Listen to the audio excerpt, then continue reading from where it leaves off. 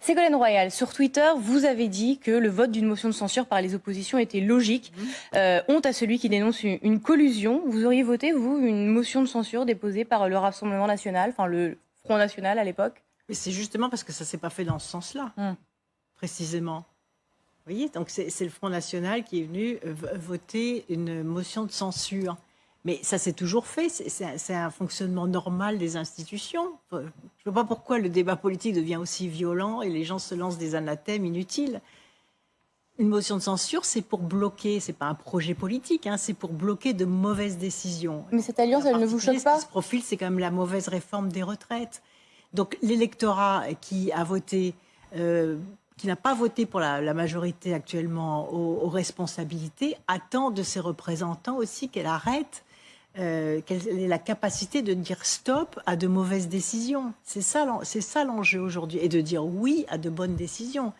Et comme il y a une majorité relative à l'Assemblée nationale, le gouvernement aurait tout intérêt, ce serait d'ailleurs une chance à saisir pour lui, de déployer des capacités de négociation et de reprendre des bonnes propositions qui, ne venant pas de lui, ont malgré tout été votées par une majorité à l'Assemblée nationale, comme la taxation des superdividendes. Pourquoi ça ne s'est pas fait? Donc, à partir du moment où les Français ont voté comme ils ont voté, c'est-à-dire ils n'ont donné qu'une majorité relative, mais c'est une chance peut-être pour que la démocratie soit un peu plus intelligente et qu'on puisse s'écouter les uns les autres pour prendre des décisions plus équilibrées. Donc c'est pas une alliance. C'est un vote identique pour une motion de censure. C'est pas pareil. Pour dire stop à ce qui est en train d'être fait, ça ne nous convient pas. Qui font ce reproche sont ceux-là même qui ont voté pour des députés du Rassemblement national pour accéder au bureau de l'Assemblée nationale, pour présider l'Assemblée nationale. Ce qui ne se voit dans aucun parlement d'aucun pays européen. Aucun pays européen n'a tendu comme ça la main à l'extrême droite pour accéder à la présidence de l'Assemblée nationale. Donc c'est quand même un peu fort de voir ceux qui ont fait cela reprocher à la gauche, à la NUPES, qui n'a pas ni à accepter ni à refuser, c'est tout. Les députés sont libres de leur vote par rapport à une motion de censure. Frédérique Delpech, c'est tenable? Ce qui est intéressant, c'est de savoir pourquoi le Front national a voté cette motion de censure. Le Front national a voté cette motion de censure parce qu'ils se sont fait enguirlander par leurs électeurs. Quand ils sont revenus dans leur circonscription, après avoir refusé de voter pour la hausse du SMIC, d'avoir refusé de voter l'imposition des super-bénéfices, d'avoir refusé de voter toutes les mesures sociales, d'avoir refusé de voter l'indexation des salaires. Donc le Front national a refusé de voter toutes les mesures sociales. Et quand ils sont revenus dans leur circonscription, les gens n'ont rien compris. C'est pas pour ça qu'ils les ont envoyés à l'Assemblée nationale. Donc c'est pour ça que le Front national s'est refait une santé, si j'ose dire, en votant la motion de la NUPES. C'est ça qui s'est passé. Parce qu'aujourd'hui, que disent les gens? C'est très simple. Les gens, ils ont peur de l'inflation. Ils voient que les salaires n'ont pas été indexés. Alors, ils sont indexés en Belgique, pourquoi pas en France? Ils voient que ce gouvernement a supprimé l'indexation des retraites et en plus fait peur avec les retraites en menaçant de diminuer encore les retraites, parce que la réforme des retraites, si on allonge les durées de cotisation, ça revient à baisser le niveau des retraites, alors même qu'il y a une inflation.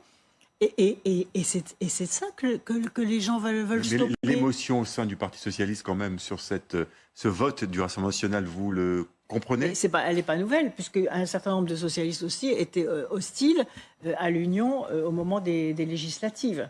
Moi, ma position, c'est qu'ils auraient dû même faire l'union avant le premier tour de la présidentielle. J'avais même dit à Anne Hidalgo qu'elle aurait dû se retirer pour se mettre derrière Jean-Luc Mélenchon. S'il faut faire en sorte, en ajoutant une phrase, une proposition, de faire en sorte de ne pas pouvoir obtenir les suffrages du Rassemblement national et députés.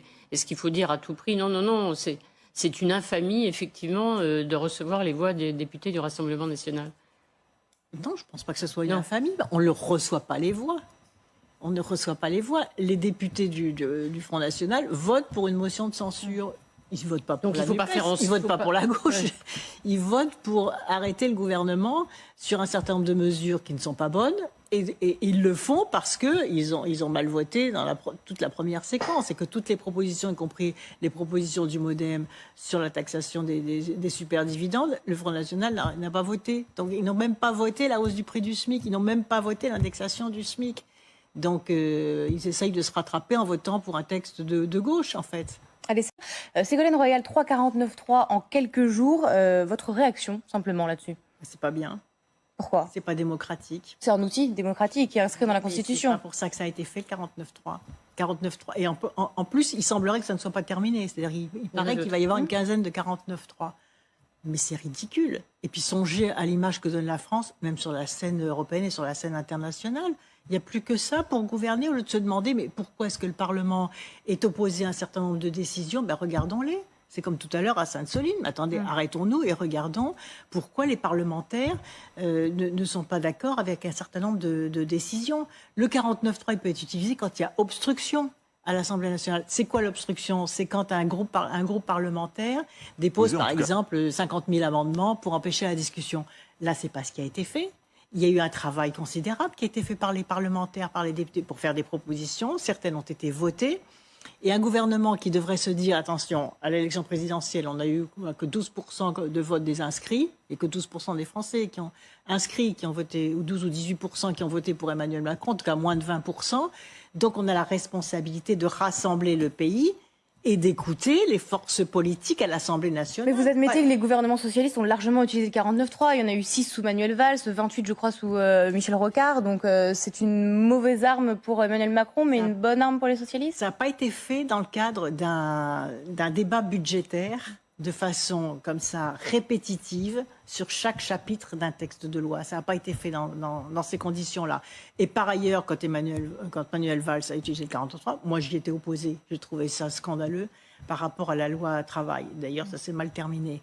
Et donc, il y a une question d'écoute. C'est un outil, certes, constitutionnel, mais il y a un contexte politique. Vous savez, la politique, c'est aussi un contexte. C'est de sentir les équilibres des forces politiques et c'est d'avoir l'intelligence de se dire on va co-construire quelque chose, on va retenir un certain nombre de propositions qui ne venaient pas du gouvernement mais qui venaient des oppositions pour essayer de construire quelque chose. En tout cas, moi, quand j'ai eu des lois à faire voter, j'ai toujours eu cette attention d'essayer de co-construire quelque chose qui pouvait rassembler au lieu de diviser.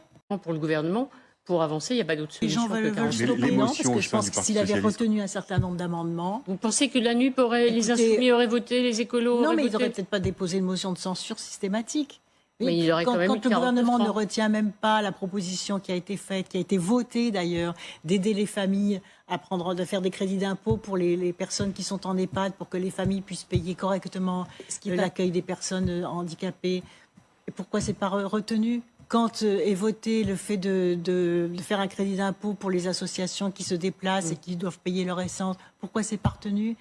Quand le MoDem propose un amendement sur la taxation des superdividendes, pourquoi c'est pas retenu? Donc, vous voyez, les Français ont soif de justice. Ils voient d'un côté des profiteurs de guerre qui s'enrichissent, ils voient d'un côté les bénéfices extravagants des filières de production des énergies fossiles, et on a vu les dégâts des énergies fossiles. Ils voient les banques qui relèvent leurs taux et qui n'ont jamais fait autant de bénéfices qu'aujourd'hui. Ils voient tout cela. Ils voient les super dividendes qui sont versés. Et d'un autre côté, on leur dit, mais attention, vous allez payer l'énergie. Attention, on va vous baisser votre niveau de retraite. Attention, on n'est pas capable d'indexer les salaires. Il y a quelque chose qui ne tourne pas rond. Il y a quelque chose qui ne va pas. Et la colère sociale, elle va venir si ça n'est pas davantage équitable dans la répartition des efforts. Alors regardons ce que dit Elisabeth Borne ce matin. C'était